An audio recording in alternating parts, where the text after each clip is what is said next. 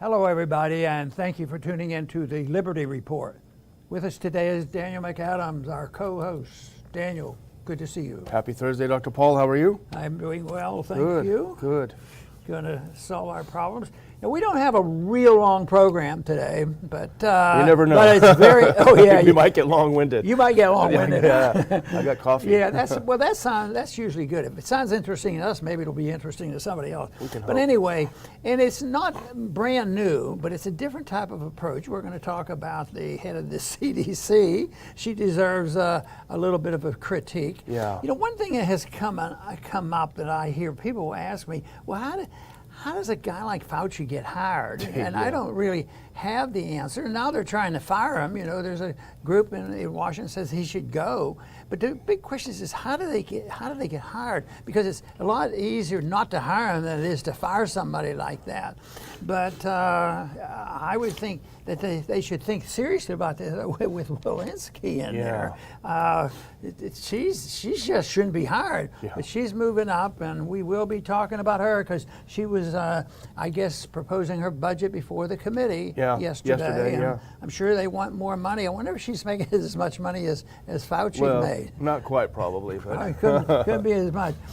But she took a very strong position.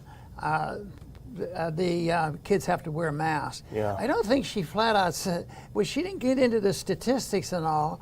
I don't know how strongly her statement was that, you know, there's a danger, but that's what she's implying. They still have to do it. And they said, she calls them the vectors. You know, they can carry the disease but not have any symptoms, so they are really dangerous people, and they have to be checked and watched. So she thinks they should wear masks. Of course, then there was a few people came in, and Dr. Gandhi talks about that. We'll talk about that also. You know, just refuted everything they said, but she was just hysterical about this and the danger to the kids. The numbers are there that show that there's essentially no danger whatsoever. The kids are getting a bit restless, and I remember the one video that we had that was shared around the country was the small girl on the airplane that wouldn't wear a mask. How vicious that was, and it was not worth anything. They didn't need to do that, but you know, it's sort of a contagious thing. When people get hysterical, it spreads around, and if you don't join them, you may be ostracized from society. You may get canceled, and you may be reported to your boss. Who knows what's happened? It's been a mess, but hopefully we're moving in the right direction. But still, with Walensky there begging for more money, and I would say that if there's a move now to get rid of Fauci, what they should be saying, take her with them. You know, she needs to go and not ever get her, get her seniority at running the CDC. Well, Yahoo, this is an article that we both noticed and we read and we're talking about, and we have to say it's pretty good reporting. And I think, you know, the mainstream media is kind of the trailing edge. It's starting to catch up with some of the stuff that we were saying a year ago. But you know, better late than never. They reported what Walensky said, and then they actually went and spoke with very prestigious scientists on the other side and asked for their views. And that is to their credit, and it was a good piece. There were a couple of dumb things in it, but it was a really good piece, and we're happy to see them actually starting to do their job. But here's what Walensky said before Congress. Quote, "There's still transmission associated with young children. They've been vectors of transmission for older people." Now, obviously, some kids will get it. You'll never have zero, you know. But in this article, to their credit again, they sought out other scientists for pushback. And one, you mentioned Dr. Monica Gandhi. She's no slouch, Dr. Paul. She's an infectious disease specialist at UC San Francisco, which is one of the most prestigious medical universities in the country. They just do medicine. And she said to Yahoo about Walensky, she said, "What Rochelle Walensky said this morning is incorrect. Children are not vectors." And she actually co-wrote an article. And again, this is the trailing edge, but still welcome. She co-wrote an article for the Washington Post with some other very prestigious scientists, an epidemiologist at University of California, Davis, a practicing internist in D.C., an epidemiologist in Virginia Beach, et cetera, et cetera. They wrote a piece in the Washington Post. Opinion, it's time for children to finally get back to normal life.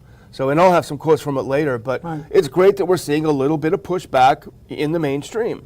I'd like the term that she used. She said that people who, like Walensky, they're sacrificing the children on an altar of fear. Isn't that true? Boy, I'll tell you that is for sure. But fear is a technique that we complain about all the time, and that's the only way they can get people to, motivate people to support things like in foreign policy or domestic policy, who knows what, or even political legislation. Fear, fear, fear, and that is the tool that they use.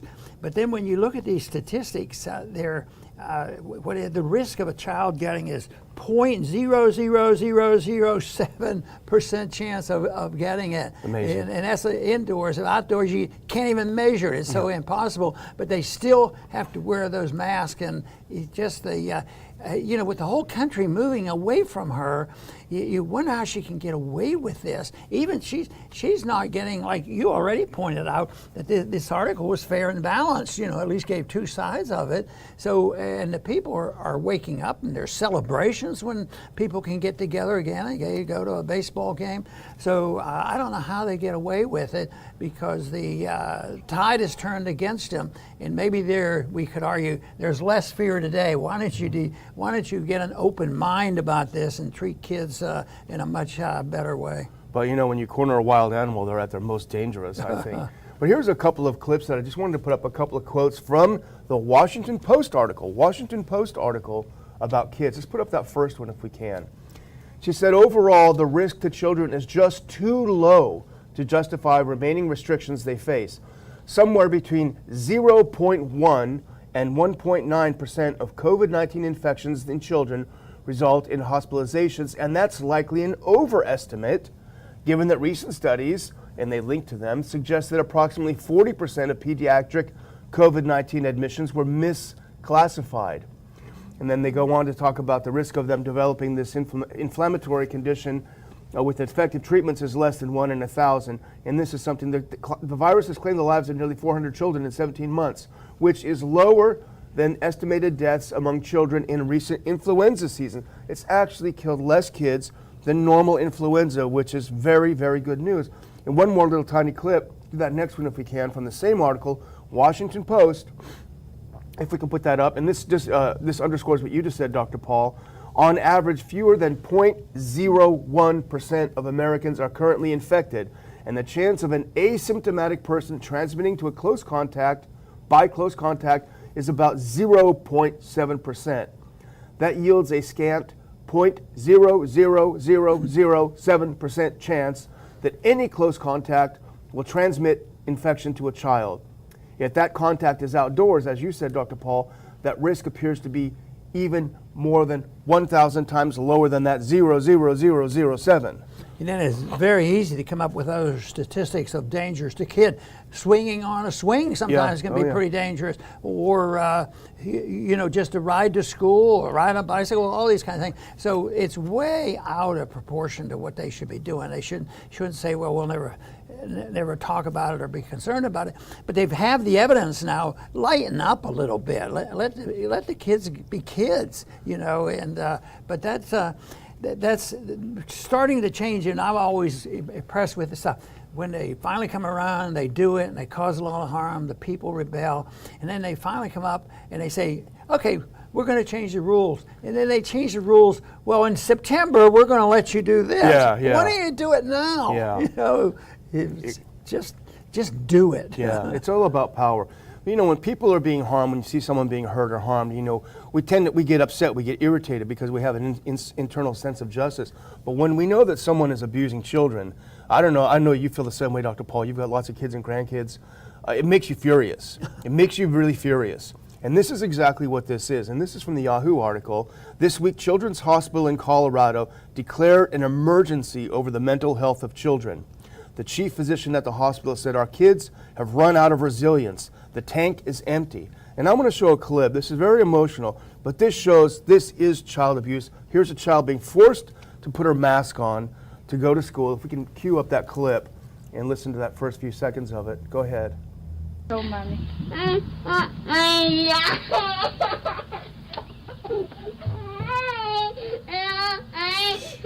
Breathe in this breath.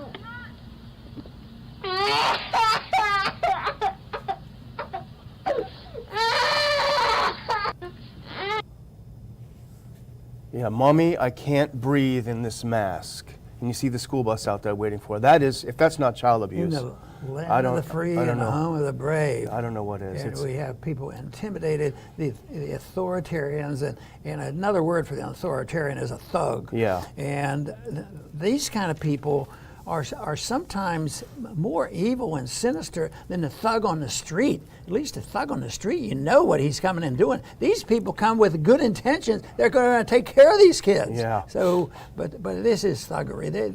This is just really evil, and it's going to go on for a long time. You know, this mental health thing. They're not going to be able to snap their fingers. And the other day we commented on, like I think it was in New York, that they didn't have to have their mask on and went out. They all wore their mask anyway. Yeah. And the rules didn't even require it. They've become intimidated by this. So that really is sad. I hope they hurry up. And yet, here they do. They go and hire somebody. But I don't think this, you can't say, well, it's just Biden. Well, you know, the Republicans, over these many decades, this guy's been around. They probably just ignored him. But they've got support both from Republicans and Democrats. Yeah. And they play a political game with this. Well, this Yahoo article, and I'm gonna link to it when we're done with the show because it's really worth reading because it's pretty well done, you have to say. But here's the thing that got me more than anything when I read it, Dr. Paul. Yahoo, they actually reached out to the CDC and they said, hey, where are your studies that back up what Walensky was saying, that kids have to wear masks because they're vectors? Where is your evidence? And they sent Yahoo a fact sheet, and the studies that they sent actually contradict her position, her own agency. And so Yahoo, to its credit again, they contacted Dr. Jay Bhattacharya, who is at Stanford. He's an epidemiologist at Stanford University. They showed him what Walensky said, and they showed him that the evidence that the CDC sent to back it up. And here's what Bhattacharya said. This document definitely does not support Dr. Walensky's statement she made in Congress. I remain mystified by her statement. You know, they said contradictory things that contradicted their own leader. This is the woman who was having an impending sense of doom when we opened Texas. Maybe the doom for her own power trip. Well, I want to move over and talk to another good professor from Johns Hopkins. Yeah. You know, prestigious university, and the reports, are coming out favorable. At least they don't have 100% control of all the professors, but there is a lot. There are a lot of individuals who go along with it. But this comes from a Dr. Martin McCary, and I think we've quoted him. He's published a lot. He's published in the Wall Street Journal. Yeah. I mean, he's mainstream. But he was concentrating in this article on natural immunity, which is a big deal. So, and I guess they were making some inroads on this, and I think we've mentioned this already in a past program, that the World Health Organization, well, we better clarify this. So we're going to change the definition of herd immunity. Yeah. Because herd immunity, I think what we'll be showing here is that with herd immunity, things are so much better off. Yeah. But they don't. It handicaps testing and selling stuff and selling medications and getting booster shots and all this. And this is the whole point. If you've had the disease and you have immunity, why are you sending people through this? And you're going to have to get your passport anyway. Yeah. And we still hear the talk. It makes it sound like a passport. Yeah. And then the disgusting thing is when governments back off a little bit, the businessman comes in and they have social pressures on why they have to do something socially, and they go along with it, and they're willing to penalize their customers. But maybe they'll wake up. But we're going to do our best to try to wake them up. You talk about penalizing the customers. My family was in California for a funeral, unfortunately. They flew back on Southwest, and I've flown Southwest for years. They used to be the happiest airline in the sky. Remember, they were always singing, and what can we do for you? And they were on there and they were yelling at my mother-in-law, screaming, an 80-year-old woman on a plane, put your mask on between bites. You know, she's trying to have a couple of peanuts, and they're just hovering over her, screaming at her. And talk about a weird power trip. I don't know why they put up with that abuse of their customers, their paying customers. It's crazy. But the Macari stuff is interesting because here's a quote that I saw in this, Dr. Paul, that I thought I know that you would like. What Macari said. He said, please ignore the CDC guidance. Live a normal life. And then he said, if you're not vaccinated and you haven't had the infection, yeah, you should be careful. Duh. But here's what he said. Macari criticized, quote, the most slow, reactionary, political CDC in American history for not clearly communicating the scientific facts about natural immunity. And that's the weirdest thing because you're a scientist, Dr. Paul, I'm not. But it seems like vaccines mimic what happens in nature. That's the whole point, is to artificially mimic what happens in nature. Not as good as nature. Not as good as nature, yeah. But, you can't say that. No, you can't. You have to bow to the altar of the drug company. Yeah. But one of his quotes is, one of the biggest failures of our current medical leadership. And I've been complaining about that going along. They've been hindering us for a long, long time. And once you have collective government management of health care, believe me, it's not going to work out real well. But when I saw that is one of the biggest failures, I thought, well, perpetuated by the biggest lies. Yeah. Just think of all the lies that have been told. And even just today, Walensky, she continues to do the same thing. It's based on lies. I don't know what she would call it. She would probably be a necessary something. It's justified because I'm saving lives. Sometimes they admit, well, what was it when Fauci admitted that we knew this, but we thought it was best for you not to have the truth. Yeah, that's what he said about vaccines. He said one number because he didn't think we'd accept it. The real number was 90% have to have the vaccine, rather than what he was saying. Well, I'm about done. I had one more thing to put up about this, which is a tweet from Thomas Massie. I think Thomas Massie and Senator Paul have been the two that I've noticed in the House and Senate who have been the strongest pushing back against this idea that natural immunity is some sort of fantasy that we just made up. And let's put up Massie's click here. And this is from the 24th. Refuse to be a second-class citizen. The latest vaccinate or wear a mask push from schools and employers is unconstitutional. Fight back. Natural immunity is at least as effective as vaccine-induced immunity, but it's ignored by these rules, which aren't based in science. So good for Massey, and he's been harping on this a lot. And Dr. Paul, I'm just going to close by saying I hope we have some good news next week. I don't want to be a tease, but I hope we might have a nice announcement to make next week. Great. So our fingers are crossed. And I want to emphasize one little more statement from John Hopkins professor. And he made a point, and I wasn't quite aware of exactly what the number was, but he says that 1/2 of the people in this country are already immune. Wow. And natural immunity, from the virus. And that's fantastic. Yeah, good news. Yet they're still going, they can't accept the fact that half of the population are going to skip out and not do their political duty and get a vaccine, and get the shot. I mean, how are these drug companies going to make enough money? Well, what a pity. All on the drugs that weren't tested, and they hustle them through. Yeah. My last final thing, and I just remember, Dr. Paul, is that we want to mark the passing of our good friend Robert Wenzel, who died this week. A great friend of liberty, a great friend of ours, and it's really going to be a darker world without Bob. Very good. I certainly agree. And I want to thank our viewers once again for tuning in today. And I think it is so important that we continue to do what we're doing, try to get the information out there that refutes the people who are making these stories up for all kinds of reasons. Stupidity, political reasons, money, who knows what.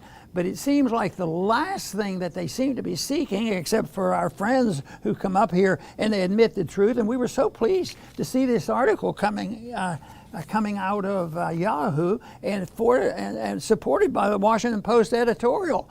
So maybe there's a grain of integrity left, and that's why, I think it's by their nature that they might feel good about this, because there is some negative information out there about all those clowns that seem to control, the whole surface. But it is sad. I think I get disgusted with not only the media, but certainly the social media that perpetuates so many of these myths. But I want to thank everybody today for tuning in to the Liberty Report. Please come back soon.